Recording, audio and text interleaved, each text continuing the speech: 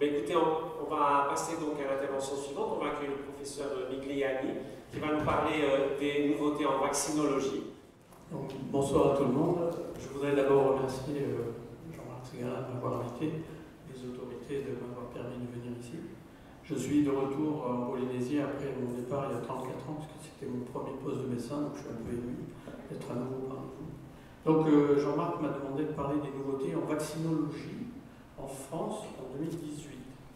Donc vaccinologie, je voudrais d'abord commencer par définir un peu ce qu'est la vaccinologie, parce que finalement on en parle beaucoup. Je suis pardon, je suis un peu ému, donc je ne vais pas bien. Donc j'ai repris la définition qu'ont écrite mes amis, les professeurs Jean-Louis Koch et Pierre Saliou du service de santé des armées, qui sont inspirés des travaux de Jonas Salk, celui qui a inventé le vaccin inactivé contre la polio, et de Charles Rieu. Et donc ils définissent la vaccinologie comme l'étude de tous les aspects biologiques, cliniques, épidémiologiques, sociaux, c'est un élément important. Le docteur, je n'ai pas encore bien intégré votre nom, mais vous m'excuserez, a bien intégré ces aspects sociaux et donc toute l'importance des sciences humaines et sociales dans la vaccination. Et puis les aspects économiques et logistiques, bien évidemment, on en sait quelque chose, les vaccins ont un coût, et il faut les distribuer. Ici en Polynésie, il y a une particularité, les aspects éthiques, éducatifs et médiatiques, et là encore, ça a bien été abordé par les présentateurs précédents. Et tout ça va concourir à l'amélioration de la protection vaccinale dans les populations humaines. Voilà ce qu'est le domaine de la vaccinologie. Donc c'est assez vaste, et on ne sait pas simplement injecter des vaccins. C'est véritablement tous ces aspects, et ça veut dire, ça fait appel à beaucoup de compétences. Alors, il y a des petites nouveautés en vaccinologie en France. Je ne vais pas vous décrire cette procédure de recommandation vaccinale, elle est assez complexe. Je voulais simplement donner les petits toilettages qui ont été faits cette année.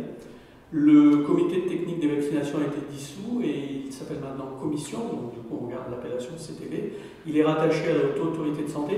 Et un autre aspect peut-être plus intéressant et pratique, c'est le fait que le Haut Comité de Santé publique, qui publie chaque année dans le bulletin épidémiologique hebdomadaire les recommandations vaccinales liées aux voyageurs et au séjour à l'étranger, maintenant sera le seul à communiquer ces recommandations. Avant, ces recommandations apparaissaient aussi dans le calendrier vaccinal qui était diffusé sur le site du ministère. Donc pour éviter les redondances, les incompréhensions, ça ne sera que le comité. Je pense que c'est important de savoir que maintenant tout ce qui concerne les voyages et les séjours à l'étranger, c'est dans le BEH que ça figurera et non plus dans le calendrier vaccinal. Alors j'en viens à la partie peut-être la plus importante des nouveautés en France, c'est l'extension de l'obligation vaccinale. C'est quelque chose que vous avez connu et vous avez instauré il y a quelques années. Et donc la loi de financement de santé publique de décembre 2017, donc c'est vraiment récent, et l'application c'est cette année, dans son article 49, parce qu'il y a beaucoup d'articles dans cette loi, étend les obligations vaccinales à 8 vaccinations de plus. Donc il y avait la vaccination anti-diphtérie, anti-tétanique, anti-poliomyélitique, et maintenant elle est étendue également à la vaccination contre la coqueluche, les infections à Haemophilus influenzae de type B, et on a entendu les résultats spectaculaires de cette vaccination, contre le virus de l'hépatite B, et on a une élimination chez les enfants de moins de 5 ans en Polynésie maintenant, contre les infections à pneumocoque, contre le méningocoque de séro B, qui a une létalité assez forte, contre la rougeole, les oreillons de la rubéole. Alors cette nouvelle application de vaccin obligatoire est applicable à la compter du 1er juin 2018, c'est-à-dire dans moins de 2 mois maintenant, et elle s'adresse aux enfants qui sont nés à compter du 1er janvier 2018. Donc pendant un certain temps, on aura des enfants nés avant le 1er janvier qui vont être soumis aux précédentes obligations, c'est-à-dire les 3 qui sont obligatoires, et à partir de juin, ça va être ceux qui sont nés au 1er janvier. Alors un décret d'application en janvier a permis de définir les modalités pratiques, j'en ai extrait que quelques éléments intéressants, c'est que l'obligation concerne les vaccins administrés dans les 18 premiers mois de l'enfant. Bien évidemment, on se doute que quand ça va commencer à partir de juin, il va y avoir des enfants qui ne seront pas forcément à jour, donc ils pourront être admis de manière provisoire dans les collectivités d'enfants, donc les crèches, les garderies, etc. Mais on demandera aux parents de mettre à jour ces vaccinations obligatoires dans les 3 mois. Et enfin, le dernier point que j'ai gardé, c'est en cas de refus persistant des parents, parce que vous savez qu'il y a certaines réticences des parents, c'est que le responsable de la structure de collectivité d'enfants est fondé à exclure. Je ne sais pas très bien ce que ça veut dire, comment ça va se passer, mais on est face à quelque chose qui peut-être ne sera pas si facile que ça.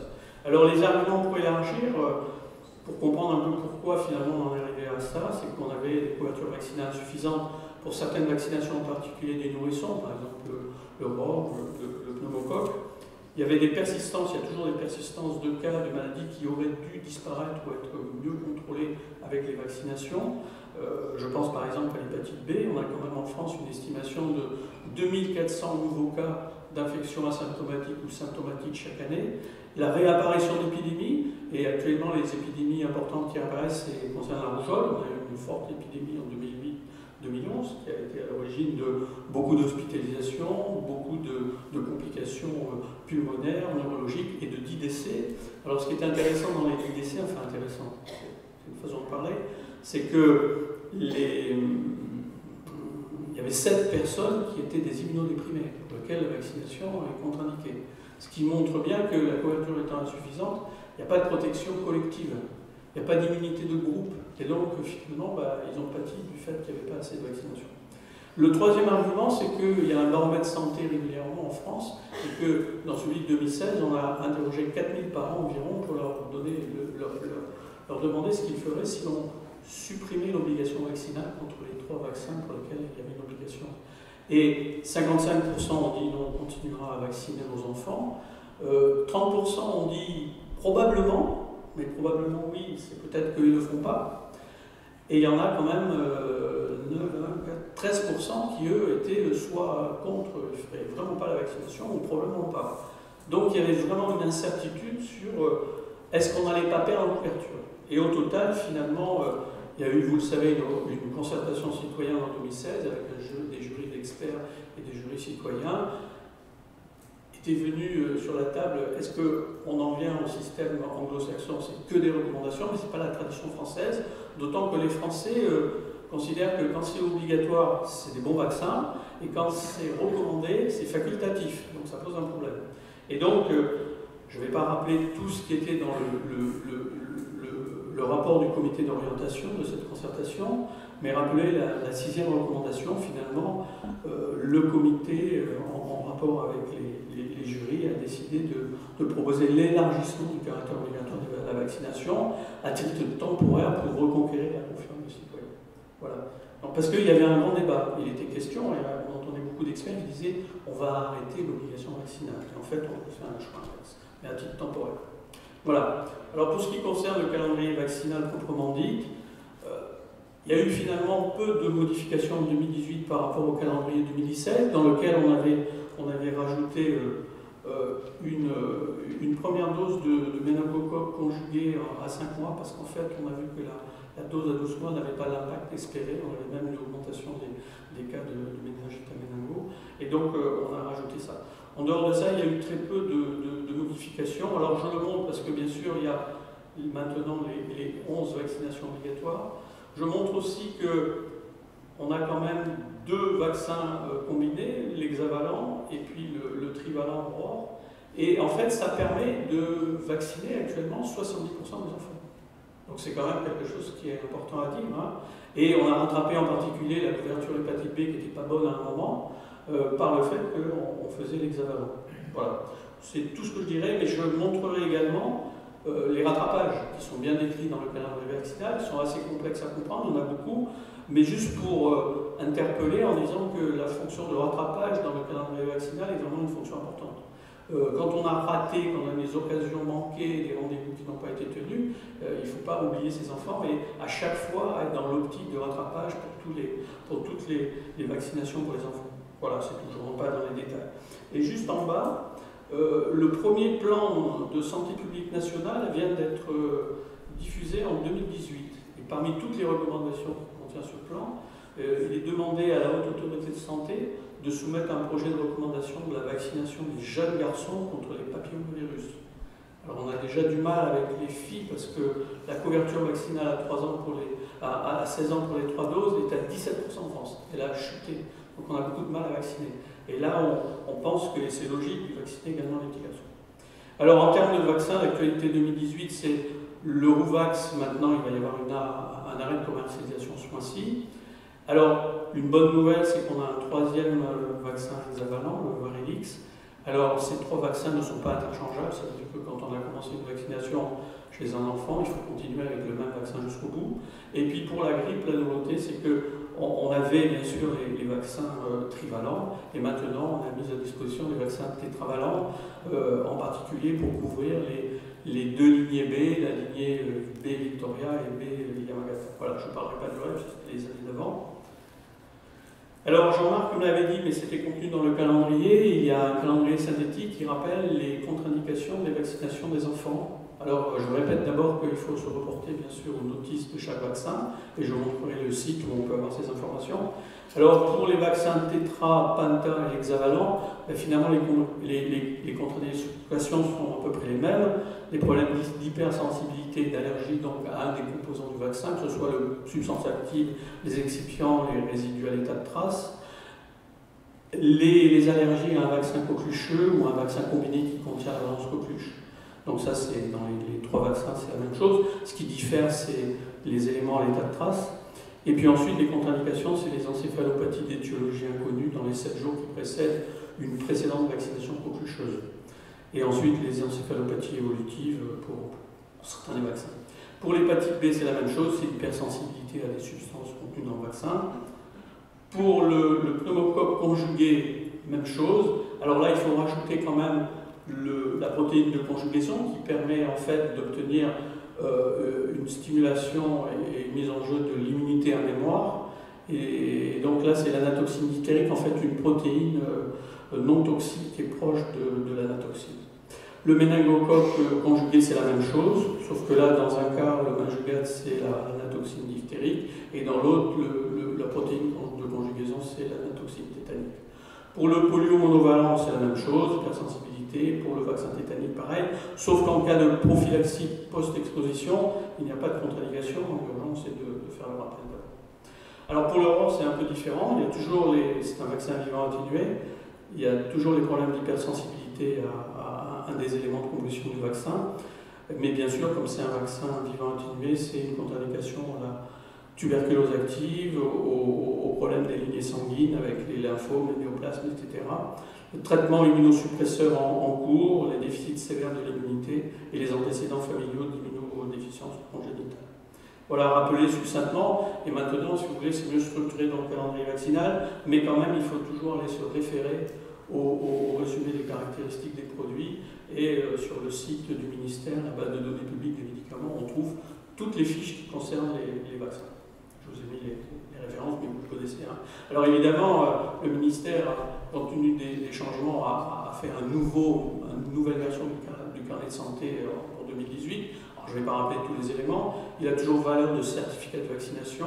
Et je veux souligner juste 2 éléments. C'est que lorsqu'il y a une ou plusieurs contre-indications, il faut les inscrire dans ce carnet et dans le dossier médical de chaque médecin. Et puis délivrer un certificat médical aux parents, puisqu'ils devront présenter les justificatifs de vaccination, et s'il y a de contre-indication, il doit pouvoir le prouver.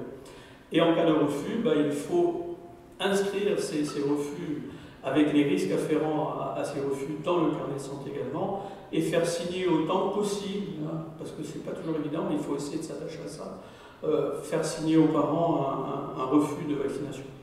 Alors, on a aussi un souci depuis quelques années maintenant, c'est des pénuries et des tensions d'approvisionnement de certains vaccins, parce que, par exemple, il y a des demandes particulières, en particulier actuellement, c'est les demandes de la valence coqueluche.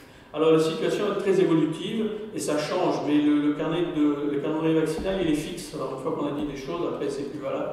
Donc, en fait, le mieux, c'est de se rapporter à des sites en temps réel, le site de l'ANSM, l'Agence nationale de sécurité du médicament et des produits de santé, et le site InfoVac. Là, véritablement, vaccin par vaccin, on est au courant des tensions et des pénuries. Alors, pour la coqueluche, il y a des pénuries dans les vaccins combinés. Donc, pour le vaccin hexavalent, non, mais il faut le privilégier pour la vaccination des nourrissons. Pour les pentavalents, il faut les réserver aux nouveau-nés qui sont nés de mères porteuses d'antigènes HBS, ou le cas particulier pour la France des enfants nés en Guyane ou en Mayotte. Je vais y revenir juste après. Pour les tétravalents, en fait, pour les rappels à 6 ans et le rappel à 11-13 ans, On ne fait pas le rappel avec les valences enfants, c'est-à-dire normaux dosés, diphtérie et coqueluche acellulaire, mais on utilise le vaccin adulte qui est moins dosé, diphtérie et coqueluche. Voilà. Donc c'est juste un petit ajustement, on ne fait pas la balance qu'on devrait faire aux enfants. Pour les enfants nouveau-nés de mères porteuses d'antigène HBS, en fait, la seule chose qui change dans le protocole vaccinal, c'est que le rappel à 6 mois de l'hépatite B, eh ben, on va le faire en fait avec un hexavalent 11 mois. Donc c'est la seule modification à retenir, puisqu'il y a pénurie de ce vaccin. Pour les stratégies de cocooning autour des enfants et les vaccinations autour des cas, à partir de 3 ans et ensuite chez l'adulte, enfin en tout cas pour les enfants et les adolescents, on va utiliser le vaccin tétravalent, mais dosé adulte pour diphtérie et coqueluche acellulaire. Voilà, on s'adapte un petit peu aux situations. Ensuite, pour ce qui concerne le vaccin Pneumovax, la priorité est donnée aux enfants à risque élevé d'infection à pneumocoque qui ont eu la vaccination Prevnar 13 et qui doivent recevoir une dose de vaccin Pneumovax à 2 ans. Et ensuite, aux populations à risque, quelles qu'elles soient, mais qui n'ont jamais été vaccinées et dont on vient faire le diagnostic de la maladie, la comorbidité qui va justifier cette vaccination et donc nouvellement diagnostiquée. En dehors de ça, on reporte à la fin de la pénurie les vaccinations qui doivent être faites avec le pneumovax. Pour l'hépatite A, on ne fait qu'une seule dose pour les nouvelles vaccinations et ensuite on va cibler en priorité ceux qui vont en zone d'endémie, ceux qui ont un cas dans l'entourage familial, les voyageurs à risque élevé de contamination, les personnes immunodéprimées, les personnes atteintes de mucoviscidose ou de pathologies qui vont évoluer vers une hépatopathie chronique. Et puis pour les hommes qui ont des relations sexuelles avec des hommes, avec une sérologie préalable qui doit être faite. Il est fortement déconseillé, bien évidemment, de pouvoir vacciner contre l'hépatite A en faisant un vaccin combiné hépatite B et hépatite A si l'indication est juste l'hépatite A. Et il est également fortement déconseillé de faire 2 vaccins pédiatriques pour avoir une vaccination adulte. 2 vaccins pédiatriques, c'est pas égal à une vaccination adulte. Voilà. Alors j'ai repris je pense que vous l'avez lu ça, puisque vous utilisez maintenant, je crois, le BCG polonais, le Biomed Lublin. Donc j'ai repris ce que la NSM a fait pour essayer de rendre un peu plus propre. Je ne vais pas décrire les étapes de reconstitution du vaccin, qui doivent être très précautionneuses pour vraiment bien... La seule chose qui change en réalité, c'est que l'injection intradermique, bien évidemment, c'est la dose, c'est 0,1 ml, quel que soit l'âge, ce qui diffère du BCG précédent. Voilà, c'est tout ce qui diffère. Et pour l'instant, c'est le vaccin utilisé en France, et je pense utiliser ici en Pologne. Et pour terminer, je voulais parler de l'évolution des pratiques professionnelles des pharmaciens d'officine. Avec la loi hôpitaux et santé des territoires de 2009, des nouvelles missions ont été confiées aux pharmaciens. On leur a demandé de faire dans la prévention, dans le conseil, en particulier le conseil vaccinal. Vous savez qu'en France, tous les jours, il y a 4 millions de personnes qui poussent les portes d'officine. Donc ça fait quand même du monde et c'est un maillage territorial serré. Il participe de l'orientation dans le parcours de soins, l'accompagnement des pathologies chroniques et puis l'éducation thérapeutique. Alors ce qui est nouveau, c'est la loi de financement de sécurité sociale de 2016. On a décidé d'expérimenter la vaccination grippale par les pharmaciens d'officine, en prenant 2 régions pilotes, la Nouvelle-Aquitaine et Auvergne-Rhône-Alpes, pour une période de 3 ans. Ça devait être des pharmaciens volontaires, on n'oblige pas les pharmaciens à le faire. Il faut qu'ils aient une formation validante, j'ai participé à ce travail. Il faut qu'ils aient un local adapté et qu'ils obtiennent l'agrément de l'ARS. Alors le bilan 2017-2018, c'est 150 000 vaccinations grippales faites par les pharmaciens d'officine. Donc ça semble correspondre à un besoin. Parce que les allers-retours entre la prescription médicale, chercher le vaccin, retourner voir le médecin ou une infirmière, c'est un peu compliqué pour certaines personnes, des gens qui sont dans des zones un peu isolées, où il y a un peu des déserts médicaux. Donc finalement, la proximité des pharmaciens qui entrent là peuvent permettre d'améliorer la couverture. En tout cas, c'est ce qu'on espère. Alors, c'était, semble-t-il, tellement bien que les autorités ont décidé de ne pas attendre 3 ans, d'étendre probablement à 2019. Voilà, et je vous remercie, j'espère avoir fait votre question.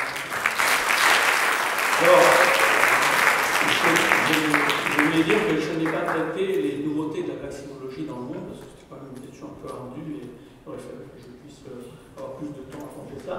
Là, j'avais bien compris que c'était les nouveautés. Alors évidemment, ce n'est pas les nouveautés polynésiennes, mais quelque part, ça nous dit que on en vient à ce que vous avez fait il y a quelques années, parce qu'on se dit que dans la tradition française, en tout cas francophone, la notion de vaccin obligatoire, ça peut avoir un impact bénéfique. Et là, on a besoin de ça. Parce que je n'ai pas montré les tableaux, mais je les ai laissés en fin de communication. Donc je pense que si on a la distribution du PowerPoint en PDF, vous aurez d'autres diapos dans lesquels j'ai mis vraiment l'argumentaire. Là, j'ai plus le temps de les exposer, je les dis oralement, je pense que vous avez compris l'essentiel. On a quand même des soucis actuellement, une épidémie de rougeole qui a commencé en novembre et elle dure. On est à plus de 1600 cas. Il y a eu un décès d'une jeune femme adulte qui n'était pas vaccinée et je n'ai pas encore le bilan, je n'ai pas eu le temps de dépouiller ça, mais de toutes les complications et tout, parce qu'on oublie ça. Vous savez que les antivaccinaux parlent toujours des morts. Ils oublient toujours tous les gens qui ont des séquelles, qui ont des formes graves, etc. Et qui ont un poids énorme. Il y a les morts, bien sûr, ça c'est indéniable, mais il y a aussi tous les autres. Et il ne faut pas les oublier. Et dans la rougeole, c'est ça. Mais l'épidémie de rougeole, c'est une recrudescence dans l'Europe entière, dans certains pays. La France, l'Italie, l'Allemagne, la Grande-Bretagne, le Royaume-Uni, la Bulgarie, la Roumanie. Il y a énormément de... Actuellement, depuis 2005, il y a 150 000 cas environ, avec plus de 100 décès. Donc on a des soucis. Et ça pose probablement le problème de l'introduction de la rougeole en Polynésie. Mais la rougeole, et c'est vraiment le résultat, n'a plus vu de cas de rougeole, en tout cas de ce que j'ai lu, depuis 2003, si je ne me trompe pas. Donc il faut maintenir ça, donc pour se protéger, il faut que les enfants, on a vu, soient vaccinés. Voilà. Je vous remercie. Merci et restez avec nous. Si jamais, est-ce qu'il y a des commentaires sur cette très intéressante présentation, notamment sur la réponse de la collectivité qui est forte dans l'obligation, sur les tensions d'approvisionnement qui sont manifestement un problème énorme, et sur cette idée intéressante de la vaccination grippale par les pharmaciens, est-ce que ce serait éventuellement utilisable en Polynésie? Est-ce que vous avez des commentaires, des questions? Donc il y avait un micro qui vous attend là-bas, derrière, si vous voulez. Jean-Marc, ici. Merci. Merci René pour cette très intéressante présentation. Je voulais juste faire un commentaire sur les tensions d'approvisionnement, mais finalement c'est Sandrine qui est plus compétente que moi. Effectivement, comme on a des achats groupés pour plusieurs mois, on est soit assez peu soumis à ces tensions d'approvisionnement, soit au contraire, on est subi de plein fouet. Donc on a eu à gérer à plusieurs reprises des problèmes, effectivement, notamment pour le BCG et autres. Et ça, c'est le premier commentaire. Deuxième commentaire, on n'a pas encore exploré effectivement la possibilité de faire vacciner nos collègues pharmaciens contre la grippe, mais effectivement, je pense que c'est quelque chose qui est envisagé et j'espère qu'il y aura des pharmaciens dans la salle qui pourront s'exprimer à ce sujet-là. Je pense quand même que ça ne se fait pas sans réticence de la part des autres professionnels de santé, médecins et tout, c'est pas si simple. Il y en a qui ne comprennent pas, et même des pharmaciens qui ne comprennent pas, ils disent que c'est pas notre métier. Mais il y en a qui comprennent, en particulier les jeunes qu'on a eu en formation, ils sont assez dynamiques. Moi je pense, enfin vous le savez peut-être, mais les Britanniques, ça fait déjà à peu près 15 ans qu'ils ont instauré ça, et maintenant les pharmaciens ont l'autorisation de faire toutes les vaccinations. Alors j'imagine que ça doit être un peu encadré, les adultes, etc., mais ils ont le droit de faire toutes les vaccinations. Nous, on est toujours un peu en retard, on est cloisonné dans nos... Moi, je pense que c'est une bonne mesure. Évidemment, quand il y a une pharmacie qui se trouve dans un environnement médical dense, elle n'a pas besoin d'elle, parce qu'il y a des médecins, il y a tout ce qu'il faut. Mais dans des endroits ruraux, par exemple, un peu isolés, je pense que ça peut être un plus, et moi, je suis assez favorable. J'ai mis cette diapo que vous aurez également dans le diaporama, si ça vous intéresse. Je m'étais intéressé en 2016 à savoir ce que faisaient les pays émergents et les pays en développement en termes de fabrication de vaccins. Et c'est plus que ce qu'on pense. Il y a 51 fabricants en 2016, alors beaucoup en Chine, bien sûr, en Inde, en Asie, mais dans d'autres pays, un peu moins en Afrique. 385 vaccins produits et 306 vaccins en recherche-développement. C'est intéressant parce que ça veut dire qu'il va y avoir peut-être diversification et on aura moins ces soucis. J'ai vécu de plein fouet la pénurie hépatite B au ministère de la Santé l'année dernière, puisque j'y ai passé quelques mois. GSK dit on ne fait plus. Et on fait comment? Alors on a pédalé pour trouver des solutions. On a finalement trouvé un laboratoire coréen qui fournissait un vaccin qui est utilisé par d'autres pays en Europe. On était sur le point, ils avaient dit on ne peut pas faire GSK, on était sur le point de faire venir ces vaccins, et là, ils ont trouvé comme par miracle plein de doses. Donc on a pu finalement passer notre gap de fin d'année qui n'était pas... Alors vous savez qu'on a contingenté, on a priorisé la vaccination des professionnels de santé, bien évidemment, mais c'était juste. Hein, et donc quand on est à la merci d'un monopole comme ça, c'est un peu embêtant. Donc avoir une diversification, c'est pour ça que l'hexavalent par exemple, ça fait plus de labos, et là, vous voyez, il y a quand même des choses qui évoluent dans les autres pays que les grands laboratoires du Nord, quoi. Je pense que c'est une bonne chose. C'est pas simple de faire des labos qui font des vaccins. Hein. J'ai vu l'expérience d'Afrique du Sud, ils ont mis quand même au moins 15 ans avant de commencer à faire des choses, donc il faut du temps. Les Asiatiques se défendent plus, il y a beaucoup plus de labos, hein, puisque vous voyez là en Chine c'est 11 hein, quand même, qui produisent des vaccins. Et là je n'ai compté que les vaccins, on rajoute les autres produits de santé, les médicaments, enfin les réactifs biologiques, il y a plein de choses. Voilà. Je vous l'ai montré parce que je trouve que c'est la tendance qu'il faut suivre. Merci. Est-ce qu'il y a un autre commentaire, une autre question? Oui, bien sûr. Merci René pour l'exposition, pour la présentation. Est-ce que tu peux revenir un petit peu sur l'expérience des pharmaciens qui ont participé dans les deux régions nord de France? C'est sur la base de volontariat ou est-ce que c'est tous les pharmaciens de la région s'impliquent dans le... Non, non. Là, on ne pouvait pas obliger les pharmaciens, parce qu'il y en a qui étaient réticents. Non, non, c'est sur la base du volontariat. Donc, j'ai plus en tête, parce que je n'ai pas eu le temps de refouiller ça, j'avais fait ça dans mes affaires, le nombre de pharmacies qui ont participé, il y en a un certain nombre, mais ce n'est pas toutes les pharmacies. Dans les formations, vous le voyez, moi quand j'ai fait une formation à Bordeaux, il y a une pharmacienne qui m'a dit « Ouais, je ne sais pas pourquoi, je suis là, on m'a obligé. » Je dis « Mais madame, on ne vous a pas obligé, c'est sur volontariat. » Elle dit « Oui, c'est vrai, mais vu l'ambiance générale, je suis obligé de venir. » Alors avec un peu de ça, je me dis « Oula, ça va être dur hein, de faire la formation. » On a passé la journée, on a fait des ateliers, animations et tout. À la fin, elle était enthousiaste.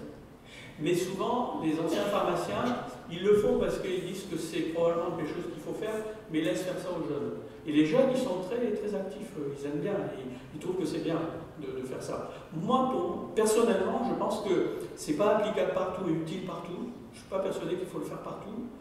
D'ailleurs, je disais bien aux pharmaciens, la première chose que vous devez faire, c'est annoncer dans tout votre réseau d'autres professionnels de santé qui travaillent avec vous que vous voulez instaurer la vaccination. Comment on peut faire, comment on peut travailler en commun. Mais je pense que dans certaines régions où il y a peut-être des déserts, c'est plus difficile, c'est un complément utile. Vous savez, il ne faut pas se cacher, on a eu des pharmaciens qui nous ont dit que dans certaines régions, ils faisaient d'eux-mêmes déjà ça sans avoir l'autorisation. Pour dépanner une grand-mère, ils faisaient des vaccinations contre la grippe. Il n'y a pas le droit de le faire, mais ils ne faisaient pas.